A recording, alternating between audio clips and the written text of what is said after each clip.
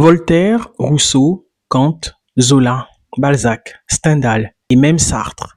Ce n'est pas la liste des auteurs au programme des lycées français que j'énumère, mais des noms qui ont figuré sur une liste noire. Cette liste, c'était l'index Librorum Prohibitorum, autrement dit l'index des livres interdits, créé par l'Église catholique en 1559 sous l'autorité du pape IV et supprimé seulement en 1966. Son but, empêcher les croyants de lire des livres considérés comme dangereux. Si un livre était trop critique envers l'Église, trop immoral ou trop dangereux pour la foi catholique, il était mis à l'index.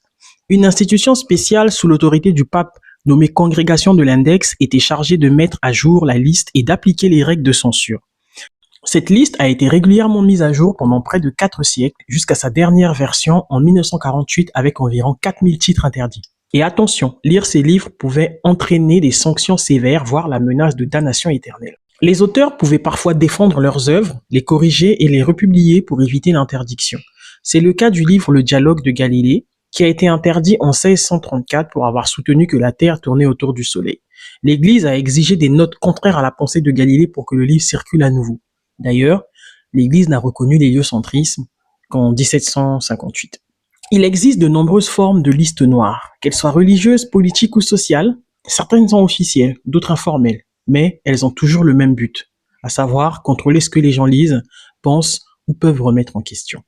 À bientôt.